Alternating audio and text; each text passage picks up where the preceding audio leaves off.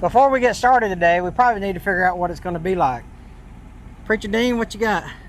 Well, I've got about 93 degrees today, a little cloudy, and probably showers late this afternoon.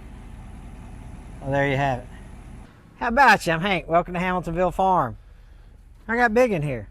Biggin? We're back at it. Let's see if we can get it moving. Oh, Biggin over here. So we're back at the 310. If you looked at the Will It Start video from it, Biggin is the guy that got it running. And he figured out the electrical part, the ECM was not getting enough volts. If you haven't seen that video, go back and check it out. So now we got to get the tractor going forward and backwards because the forward and reverse doesn't work. And I think it's because when we loaded it onto the gooseneck to bring it out to the farm, we cut some wires to try to so the brakes would unlock, you know, and we've done some work to the brake system. So I'm 100% positive that's a problem. And a lot of people would be like, well, you got to have the right amount of fluid in it. We've checked all the fluid levels. The only thing that we haven't checked is the wiring. Right. And so Biggin's here to help me do that. And we're going to get on it. And hopefully we get this thing moving front and back. Maybe go try to dig a hole or something with it. We'll see how this video progresses. What do you think? Yeah, sounds fun. Let's get to it. My deal is I'm a crescent wrench guy. It's turning out that Biggin is a voltmeter guy, multimeter guy. well, if I can ever get to do anything other than electrical repairs for you. But look, that's a lot of problems a lot of people run into, and you know, they think of electrical problems like it's rocket science, and really it's not. The old timers, they used to spark the hot wire on the ground, you know, oh, we got power there. Well, see, nowadays things don't run like that anymore. This is a newer piece of equipment. When you're running with computers and stuff, you really got to look at your milliamps, because what doesn't seem like a whole lot, half an amp can really change, or half a volt or whatever, can really change a whole lot. And we're talking about whether or not it wants to work. We're going to jump up here. We're going to start tracing some wires and stuff. You can get on Facebook and go check out Sean over at Josie Repair. I'll put on the bottom of the screen here if you want to see some more of the work that he does on his real job. And you know, he's a mechanic by day, a YouTuber by night. YouTube apprentice. All right, let's figure it out. I'm going to the old Google right here for the fuse box. 2006, correct? That's 2006. That is correct. Really hope I can get this thing going today, but I don't know if we're going to be able to dig a hole with it because this cylinder right here is, let's just say it is no bueno for my Spanish speaking friends. We're going to try it, but I'm not sure that that's going to be good for us. But I think the front is okay, and what we'll do is, see the big stump out there in the distance that I dug up with my Branson?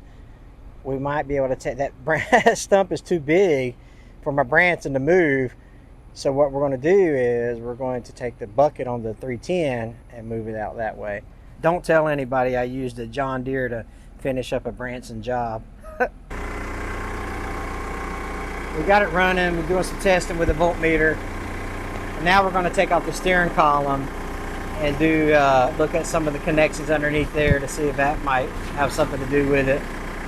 At this point, we think we know what the problem is. We think we may have to get the computer reflashed or something, but we also think maybe we can bypass it somehow.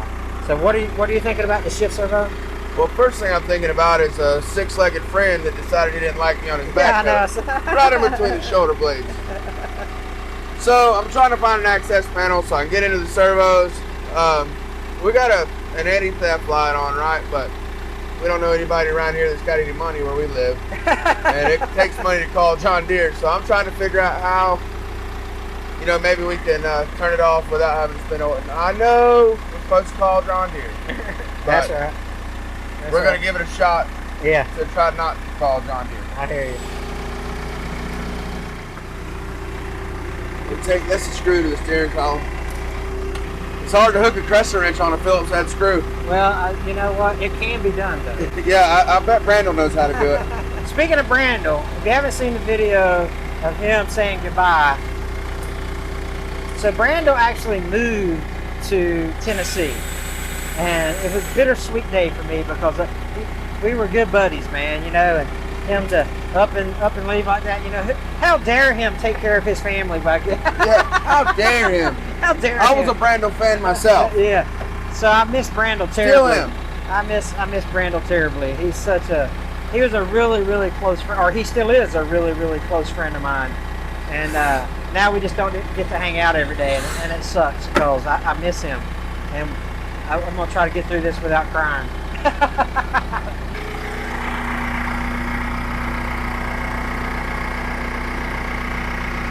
That thing got me good. I know you're still saying it's sore. Can you hold that up?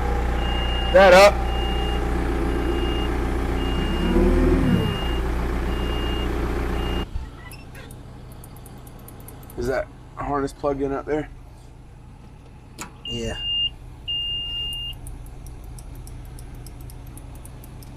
You got it in gear? Forward? No. This isn't doing anything either. Hand me my meter over there, please. Please, sir. Your crescent wrench. Yeah, my electrical crescent wrench. Electrical work ain't very fun, is it? Nope. I'd much rather be doing chasing something mechanical, because you can go right to it and say, oh. Yeah. Let's see, I can tell you right now, there ain't nothing to that. No power there. Alright, we want to plug our clutch wires back in. Where's the other end of it? We got the clutch wire put back in and some other stuff. Some other stuff. I just got that. We're hot. I'm tired. It's hot. But I think we got a bad solenoid because we're able to get it in reverse, but we can't get it in forward. So we're gonna. I think that's a solenoid that controls that.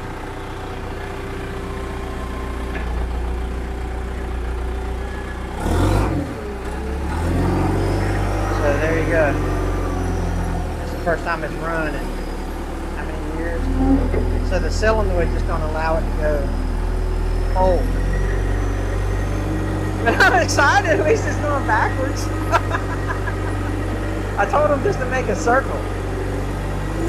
I said, just make a loop and show it running. It sounds really good.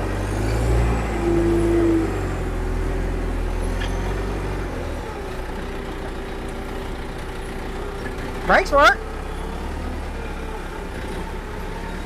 Gonna go dig something up? If we could get away with it, yeah. We'll just drive in reverse everywhere it goes. Hey, that's right. So, you know, just for the fun of it, we're going to put it on this stump over here just to see what it does. I'm just glad that the brakes work. This right here, biggin.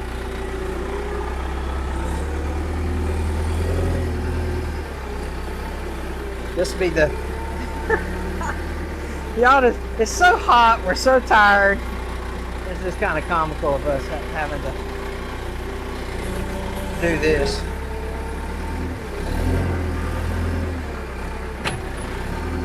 Give yourself enough room to back out. I'm gonna leave room to back out. We don't have a parking brake, so this is what I'm gonna do for that. Yeah, there you go. So I can get the spuds. This will be the first dig in years. I'm no hoe digger. Oh, listen, I'll get up there and do it. Got to make sure that, there you go.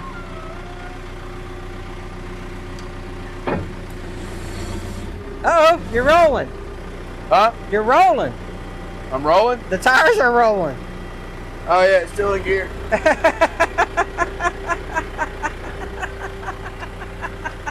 Whoops. Hold on, you got to take this lever off here. Let's see.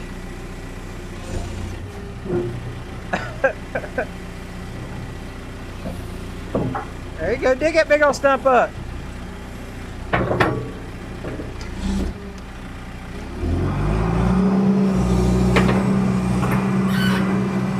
go. Move the dirt over here so you can drive backwards over there.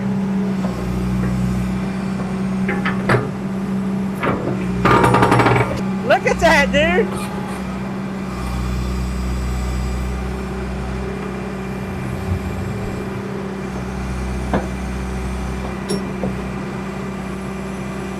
All right, this is pretty awesome. Think it needs some grease.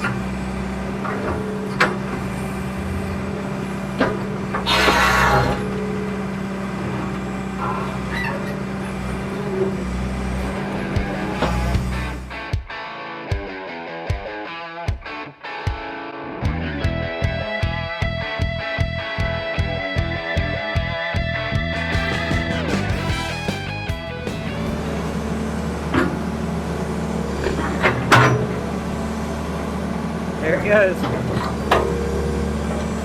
Alright. I think that sucker was. Wow.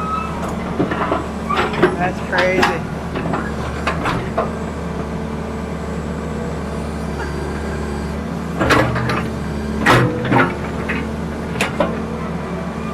That's the first stump it's pulled in a lot of years. How you gonna get out of there, big man?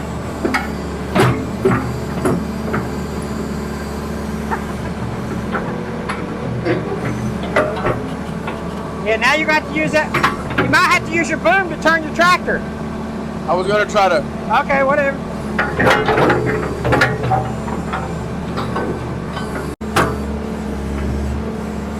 I'll just clean the rest of this up with the Branson. Now we just kind of need to get this thing back on.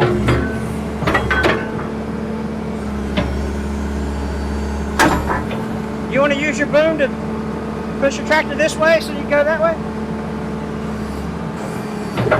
Got to use the boom, the bucket, or the boom to reposition the tractor.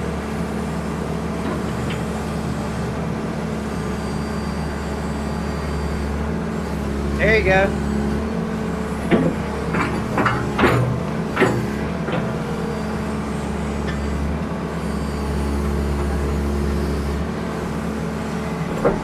You might be able to get out of there. You got room? This is fun. Oh.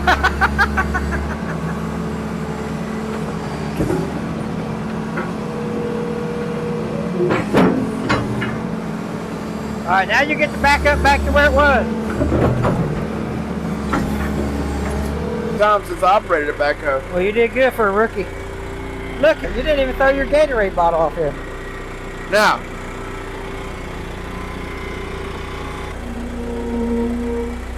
Now you just back up, back to where we were.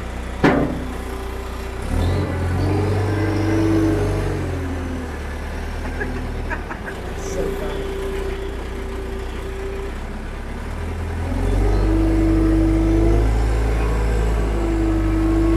Hey, listen, 50%, right? Well, Biggin, I mean, it was, we know the problem is solenoid. Yep. Yeah, the switch solenoid for the transmission. So we were able to get it at least in the reverse. So that's the first time it's moved. If anything, you could just reverse it around. It'd be a little hard to use the front bucket that way. Yeah. So I'll have to mount the front bucket onto the back somehow, or the back, do it that way. You're doing good, man. You're doing good. What's the batting average now? I would still say you're batting 1,000. Okay. I mean, it moved. We know what the problem is.